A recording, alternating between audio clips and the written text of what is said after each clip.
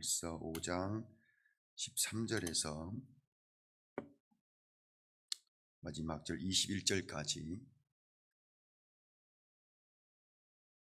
다 같이 한 목소리로 하나님의 말씀 읽겠습니다. 시작. 내가 하나님의 아들의 이름을 믿는 너희에게 이것을 쓴 것은 너희로 하여금 너희에게 영생이 있음을 알게 하려 함이라. 그를 향하여 우리가 가진 바 담대함이 이것이니 그의 뜻대로 무엇을 구하면 들으심이라. 우리가 무엇이든지 구하는 바를 들으시는 줄을 안즉 우리가 그에게 구한 그것을 얻은 줄을 또한 아느니라. 누구든지 형제가 사망에 이르지 아니하는 죄 범하는 것을 보거든 구하라. 그리하면 사망에 이르지 아니하는 범죄자들을 위하여 그에게 생명을 주시리라. 사망에 이르는 죄가 있으니 이에 관하여 나는 구하라 하지 않노라. 모든 불의가 죄로 돼 사망에 이르지 아니하는 죄도 있도다. 하나님께로부터 난 자는 다 범죄하지 아니하는 줄을 우리가 아노라. 하나님께로부터 나신 자가 그를 지키심에 악한 자가 그를 만지지도 못하느니라.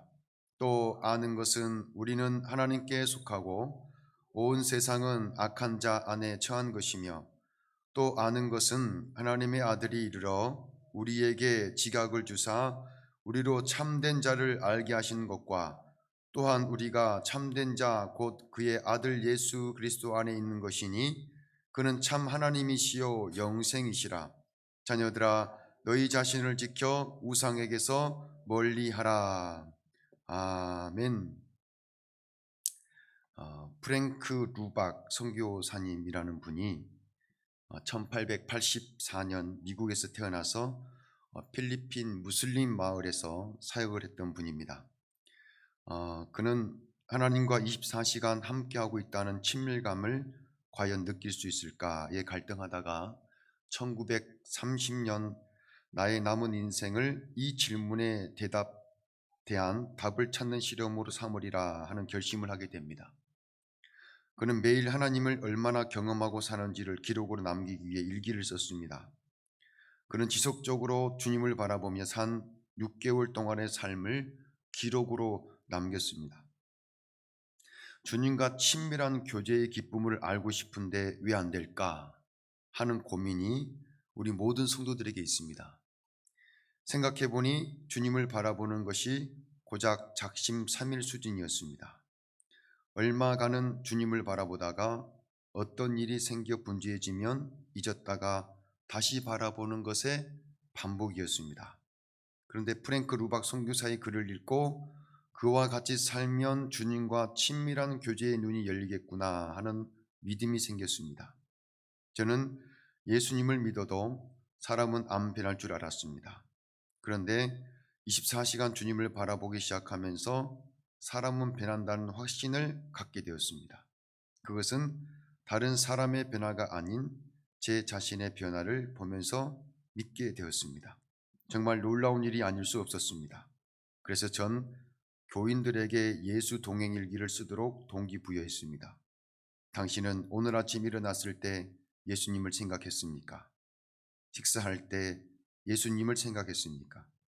우리는 자주 교회의 모든 예배에 참석할 것과 말씀 묵상에 대한 권면을 받습니다. 매우 중요한 권면입니다. 그러나 더 중요한 것은 그 본질이 예수님이어야 한다는 것입니다. 우리는 주님이 항상 함께 하신다는 사실을 너무도 쉽게 망각하는 것입니다. 이것이 얼마나 두려운 일인지 알아야 합니다. 유기성 목사님께서 쓴 글을 잠시 발췌해 왔습니다. 그리스도인은 하나님과 사귐을 경험하는 자들이잖아요. 하나님과의 교제를 경험한 사람들은 누구든지 하나님 안에서 풍성하고 깊고 친밀한 관계 속에서 하나님의 나라를 이 땅 가운데서 누리며 살아갑니다. 이런 갈망들이 모든 사람들에게 있어요. 그러나 이런 삶을 누구나 사는 것은 아닙니다. 그래서 오늘 사도 요한은 요한 1서를 정리하면서 마지막 부분에 어떻게 하면 우리가 하나님과 친밀한 교제 속으로 들어가 이와 같은 삶을 살 수 있는지 두 가지를 건면해요. 이 첫 번째가 뭐냐면은 기도를 이야기하고 있습니다. 너무나 당연한 말씀이죠. 그런데 14절 15절 말씀을 보면 그를 향하여 우리가 가진 바 담대함이 이것이니 그의 뜻대로 무엇을 구하면 들으심이라. 우리가 무엇이든지 구하는 바를 들으시는 줄을 안즉 우리가 그에게 구하는 것을 얻은 줄을 또한 아느니라. 그래요. 하나님과 지속적이고 풍성한 교제를 누리려면 무엇보다 먼저 기도가 있어야 된다는 겁니다. 기도하는 시간을 들이지 않는 사람은 결코 하나님과 친밀한 관계를 맺지 못합니다. 기도하지 않는 사람은 자신의 이기적 욕망과 세속적 욕심을 결코 뛰어넘을 수 없습니다. 그렇기 때문에 성도는 무엇보다 때를 따라 도와주시는 하나님 보좌 앞으로 담대히 나아가야 됩니다. 그러나 오늘 말씀 속에서 우리가 새겨야 될 말이 뭐냐면 그의 뜻대로라는 단어입니다. 그의 뜻대로 하나님 앞에 나아가 구하라는 겁니다. 기도를 단지 우리의 필요를 채우기 위한 수단으로 사용하는 그런 수준을 뛰어넘으라는 겁니다. 우리의 기도가 하나님이 그분의 뜻대로 이 땅을 통치하시도록 간구하는 시간으로 사용되어야 한다는 것입니다. 그럴 때 놀라운 일들을 경험하게 된다는 것입니다. 모세의 중보기도를 우리는 잘 알고 있죠. 출애굽기 32장 30절 이하에 보게 되면 모세가 하나님에게 말씀을 받으러 올라간 사이에 이 백성들이 금송아지를 만들었잖아요. 그 이후에 하나님 앞에 모세가 나아가서 기도하는 말씀입니다. 이튿날 모세가 백성에게 이르되 너희가 큰 죄를 범하였도다. 내가 이제 여호와께로 올라가노니 혹 너희를 위하여 속죄가 될까 하노라 하고 모세가 여호와께로 다시 나아가 여짜오되 슬프도소이다. 이 백성이 자기들을 위하여 금신을 만들어 싸우니 큰 죄를 범하였나이다. 그러나 이제 그들의 죄를 사하시옵소서. 그렇지 아니하시면 원하건대 주께서 기록하신 책에서 내 이름을 지워버려 주옵소서. 이스라엘 백성의 죄사함을 위해 기도했던 모세는 하나님의 기도응답을 받음과 더불어 하나님을 친구와 같이 대면하여 지내는 아주 영적으로 깊은 자리로 나아가는 삶을 살았습니다. 어떻게 모세가 하나님과 대면하는 자로서의 깊은 사귐 속에서 살아갈 수 있었습니까? 그는 기도를 할 때 내 필요를 채우기 위한 기도의 수준을 뛰어넘었어요. 오늘 말씀대로 그의 뜻을 구하는 기도를 했습니다. 그것도 자기 생명을 걸고 그런 기도를 드린 사람이었습니다. 그러니까 새로운 하나님의 세계를 맛보게 되고 새로운 하나님의 성품인 하나님의 마음을 살아내는 자로 살아갈 수 있는 거예요. 그것이 요한 1서에서 우리가 계속 살펴본 십자가의 사랑입니다. 주님의 마음을 품지 않고 십자가의 삶을 살 수 있을 수 없습니다. 그런 삶은 있을 수 없습니다. 주님의 마음이 우리에게 부어질 때 우리는 그런 삶을 살 수 있는 것입니다. 주님께서 이 땅에 오셔서 마지막 십자가 사명을 감당하시기 전날 겟세마네 동산에서 땀방울이 빗방울이 되기까지 기도했다라고 우리는 너무나 잘 알고 있습니다. 그때 예수님의 기도가 어떤 기도였습니까? 마가복음 14장 36절 말씀 보면 이르시되 아빠 아버지여 아버지께는 모든 것이 가능하오니 이 잔을 내게서 옮기시옵소서. 그러나 나의 원대로 마시옵고 아버지의 원대로 하옵소서 하시고 예수님의 마지막 기도도 아버지의 뜻을 구하는 기도였어요. 처음에는 인간적인 마음에 참 인간이시기도 했던 예수님께서 이 잔을 내게서 지나가게 해주십시오라는 그런 기도를 드리지 않습니까? 근데 결국은 기도의 자리에서 하나님 앞에 기도하기를 아버지의 뜻대로 이루어지기를 원합니다. 내 원대로 마옵시고 아버지의 원대로 하옵소서 이 기도를 드립니다. 그리고 예수님께서는 십자가의 그 사명 감당하시고 인류를 구원하시고 하나님 보좌 우편에 앉으셨습니다. 기도하는 자, 기도하는 자가 이렇게 마지막 순간까지 하나님의 인도를 받고 하나님 안에서의 풍성한 역사를 씁니다. 오늘 말씀 속에서 또 살펴봐야 될 것은 두 번째, 죄를 피해야 된다. 16절 17절 말씀 같이 읽습니다. 시작. 누구든지 형제가 사망에 이르지 아니하는 죄 범하는 것을 보거든 구하라. 그리하면 사망에 이르지 아니하는 범죄자들을 위하여 그에게 생명을 주시리라. 사망에 이르는 죄가 있으니 이에 관하여 나는 구하라 하지 않노라. 모든 불의가 죄로 돼 사망에 이르지 않은 죄도 있도다. 16절 17절 말씀을 우리가 언뜻 보면은 사망에 이르는 죄가 있고 사망에 이르지 않은 죄가 있는 것으로 생각할 수가 있습니다. 그러나 이 말씀은 그런 뜻이 아닙니다. 사망에 이른 죄라는 것은 죄의 종류가 아니라 죄의 형태를 말하는 것입니다. 하나님을 알고 복음을 받아 하나님의 뜻을 알면서도 자기 의를 드러내고 세상의 가치를 주장하면서 성령의 역사를 방해하는 죄를 가리킵니다. 제가 부격자 때 교회를 많이 섬길 수 있는 기회가 있었지 않습니까? 그런데 날마다 성령의 기름 부음 속에서 이적과 기사가 나타나고 간증들이 쏟아지는 그런 놀라운 교회도 있어요. 근데 반면에 차마 교회라 말할 수 없는 부끄러운 교회들도 얼마나 많은지 몰라요. 후자의 경우를 보게 되면 기도가 메말라 버린 교회예요. 그러니까 그 교회는 기도가 없어요. 그러니까 성도들이 저마다 자기 주장을 핏대를 세우면서 내세워요. 성령의 역사를 순종하지 못하더라고요. 그러니까 교회가 어떻게 됩니까? 교회가 여러분 기도가 끊어지면 완전 세상보다 더 험해지는 거예요. 마귀가 밀가부르듯 까부른 역사를 눈으로 보게 돼요. 그럼에도 불구하고 당신들은 결코 그 사실을 깨닫지 못합니다. 주님께서 이 땅에 오셔서 이런 말씀하셨어요. 그러므로 내가 너희에게 이르노니 사람에 대한 모든 죄와 모독은 사하심을 얻되 성령을 모독하는 것은 사하심을 얻지 못하겠고 또 누구든지 말로 인자를 거역하면 사하심을 얻되 누구든지 말로 성령을 거역하면 이 세상과 오는 세상에서도 사하심을 얻지 못하리라. 성령의 역사를 거스리고 해방하는 것은 신성 모독이에요. 하나님을 모독하는 거예요. 그런데 하나님 모독한다는 것이 구체적으로 뭡니까?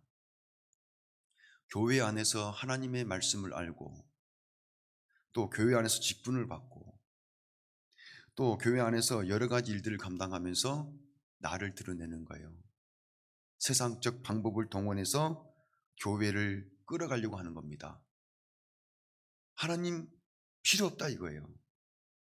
근데 이런 경우가 의외로 많다는 겁니다. 우리 개인적으로 볼 때도 그래요. 우리가 우리 안에 성령님이 와 계신다는 사실을 예수 동행 일기로 유명한 유기성 목사님이 늘 강조하잖아요. 우리가 늘 망각하는 게 뭐냐면은 예수님이 지금 나와 함께하고 있다는 사실을 너무나 쉽게 망각하는 거예요. 우리가 늘 하나님 앞에 예배의 삶을 산다고 하면서도 어떤 일을 하거나 누굴 만날 때 너무 이 사실을 쉽게 망각하니까 어떻게 됩니까?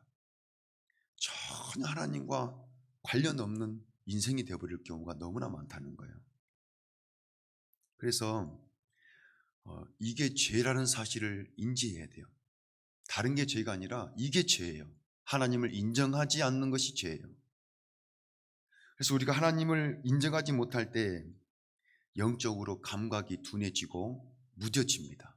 이렇게 말씀을 들을 때도 경청하고 마음을 열고 들어야 되는데 딴짓하고 다른 데 보고 그 말씀을 듣는 건지 안 듣는 건지 설교를 들어도 전혀 삶이 바뀌지 않는 거예요. 여러분 왜 그래요 여러분? 내 의와 내 방법과 지식이 하나님 말씀보다 더 앞서 있기 때문 아닙니까? 우리가 순종하지 못하는 이유가 바로 그거 아닙니까? 주의 종이 말씀을 전해도 귀담아 듣지 않는 거예요. 그게 지속되고 지속되다 보게 되면은 영적으로 무감각 상태에 빠지게 되고 영적으로 악한 것들에게 붙들려서 결국은 거슬리는 자가 돼요. 걸림돌이 됩니다. 이사야 선지자가 59장 1절 2절 말씀에 우리가 잘 아는 말씀이 있어요. 이렇게 말씀했죠. 여호와의 손이 짧아 구원하지 못하심도 아니요 귀가 둔하여 듣지 못하심도 아니라 오직 너희 죄악이 너희와 너희 하나님 사이를 갈라놓았고 너희 죄가 그의 얼굴을 가리어서 너희에게서 듣지 않으시게 함이니라. 저는 고민하거든요. 많은 기도가 하나님께 드려지고 있어요. 이 순간에도. 그런데 기도가 응답되지 않는 이유는 어떻게 보면은 오늘 사도 요한이 말씀하신 것과 같이 주님의 뜻대로 구하지 않는 것, 이게 첫 번째고요. 그게 아니라면 죄 때문에 그래요. 하나님과 우리 사이에 해결되지 않은 죄가 분명히 있다는 거예요. 이게 해결되면은 하나님이 약속하신 말씀이 우리에게 이루어질 겁니다. 근데 우리가 이걸 지금 하지 못하는 거예요. 진정한 회개라고 이야기하지 않습니까? 진정한 회개가 지금 우리 삶 가운데 일어나지 못하고 있는 겁니다. 그러니까 안 되는 거예요. 하나님이 손이 짧아 구원하지 못하신 것도 아니고 귀가 둔하여 듣지 못하심도 아니라는 겁니다. 오직 너희의 죄악이 너희와 너희 하나님 사이를 갈라놓고 너희 죄가 그의 얼굴을 가리어서 너희에게서 듣지 않으시게 합니다. 이 말씀이 얼마나 우리에게 두렵고 떨리는 말씀입니까? 현재 우리의 삶에 하나님 안에서 진정한 그 교제를 통해 풍성한 은혜가 사라졌다면 우리의 삶에 죄가 없는지 돌아봐야 돼요. 해결되지 않는 그런 죄가 없는지를 돌아봐야 됩니다. 그래서 다시금 하나님과 깊은 이 교제로 나아가기 위해서는 이것이 먼저 해결되어야 되고 또 어찌하든지 하나님의 은혜의 보좌 앞으로 나아가야 됩니다. 그래서 깊은 사귐, 깊은 교제 속으로 들어가야 되는 거죠. 이게 우리가 갈망하는 그런 갈망일 것입니다. 그래서 오늘 이 새벽에도 우리가 기도할 때 우리가 무엇인가를 하나님 앞에 구하기 전에 우리 안에 있는 이런 해결되지 않은 죄는 없는지, 교만은 없는지, 성령을 해방하는 그런 죄는 짓고 있는 것은 아닌지 우리가 돌아봤으면 좋겠어요. 그래서 우리 한 사람 한 사람이 날마다 살아계신 하나님과 동행하는 삶을 살기 위해 깊은 그런 기도의 자리로 나아가는 그런 은혜가 넘치는 삶이 될 수 있도록 또 중보해 주시고 나아갈 수 있기를 바랍니다. 하나님 우리 아버지 감사합니다. 한 주간의 삶을 지켜주시고 또 거룩한 주일을 준비하는 이 새벽에 또 귀한 말씀을 통하여 우리를 돌아보게 하시고 깨닫게 하심을 감사합니다. 무엇을 구하든지 그의 뜻대로 구할 때 하나님이 들으시고 응답하신다는 사실을 사도 요한은 안다라고 거듭거듭 강조합니다. 기도 응답의 축복을 말하고 있습니다. 그러나 살아계신 하나님, 우리가 얼마나 이번 한 주간도 삶에서 기도 응답을 받았고 주님의 음성을 들었으며 살아계신 하나님의 깊은 사귐 속에서 풍성한 은혜를 누렸습니까? 죄가 있어 혹 하나님과 저희 사이에 가로막혀 하나님의 음성을 듣지 못하고 영적으로 방황하며 살지는 않았습니까? 이 새벽 귀한 말씀을 통하여 들려주셨사오니 우리가 우리 자신들을 스스로 돌아보며 회개할 때 은혜 베풀어 주시고 우리를 만나 주시며 우리를 새롭게 하시며 다시금 하나님 안에서 풍성한 삶을 누릴 수 있도록 역사하여 주옵소서. 내일 거룩한 주일 잘 준비하여 하나님께 영광 올려드리게 하여 주시고 이명준 선교사님 모셔서 또 귀한 말씀 나누며 성경 보고 할 텐데 우리 모든 성도들과 함께 기쁨의 시간 되게 하여 주시고 하나님께 영광 되는 시간 낼 수 있도록 성령으로 주장하여 주옵소서. 이 새벽을 깨어나와 기도하는 신명들 붙들어 주시고 저들이 강구 속에 주님 역사하시사 반드시 풍성한 역사로 열매로 함께하여 주옵소서. 예수님의 이름으로 기도하옵나이다. 아멘. 기도하시다가 안녕히 돌아갈 수 있기를 바랍니다.